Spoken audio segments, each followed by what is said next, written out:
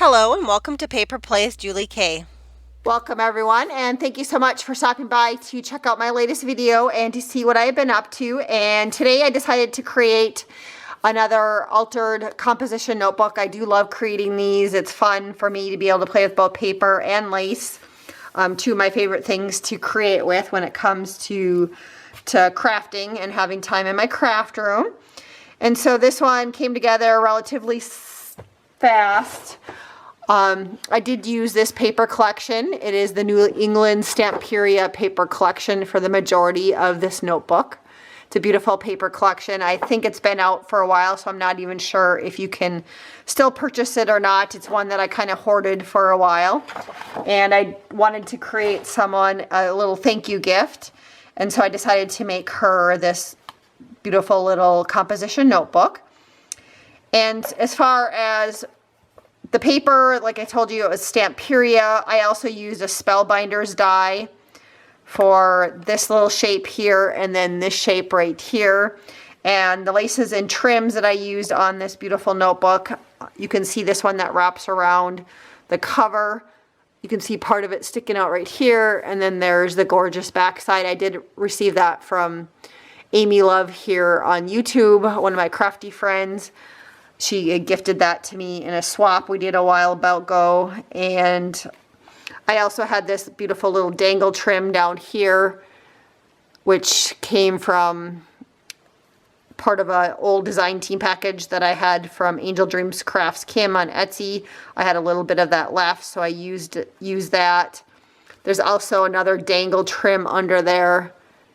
This beautiful dark blue trim, and that came off of a scarf that I took apart and took the dangle off of. I purchased that at the thrift store. The little rosette trim on the side came from Hobby Lobby. And otherwise, I think everything else was from the thrift store that I've picked up. You know, I have some background pieces here of some snippets. And then same with this flower trim I found a long time ago at the thrift store. I've been hoarding it for a while. The seam binding that I use also came from the thrift store. This little buckle came from a rummage sale. Our local craft store puts on a crafty rummage sale where people can purchase a table. And I purchased that in kind of a grab bag with some other stuff in that one. So that's where I got that. And I had some fun vintage trims on this notebook, this kind of blue braid trim right here. That's a vintage trim, and that came also from the thrift store. Same with the rickrack trim. It's kind of a two-toned, it's blue and white.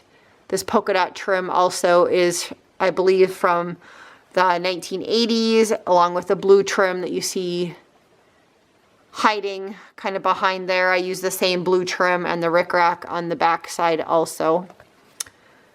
And I'll just hold it up close so you can check out all the different layers. I use that Stamperia paper, and then I also use cardstock. I did ink all of my edges with a blue ink. And I added a few extra flat back pearls to some of the die cuts that I cut out, and also to some of the laces and trims. And the closure right here, I got that idea from Gisela, and I were recently in a swap together for an altered composition notebook, and she had a tie around it, and I thought that was a cute idea, so I went ahead and did that, and then added the little bling piece to it. You can see a couple of the other paper layers that I have here, and the dangles at the bottom.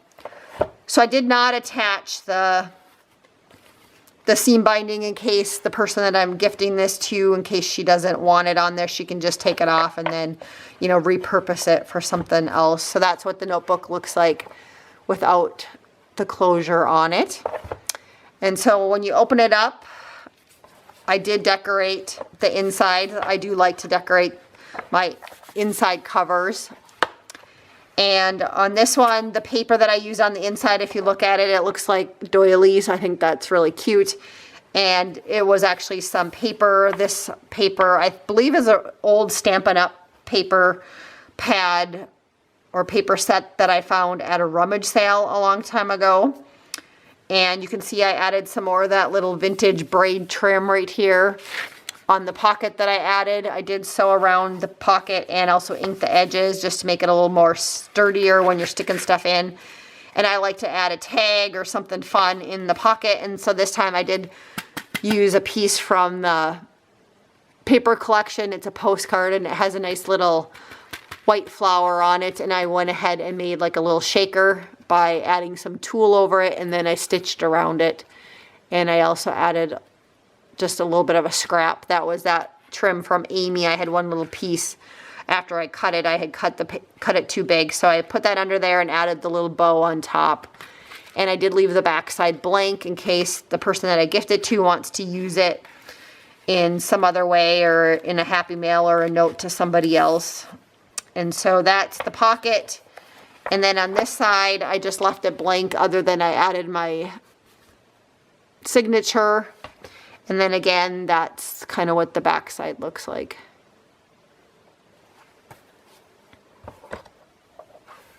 So again, I wanted to thank everybody so much for watching today. And until next time, I hope you all have a wonderful day and happy crafting.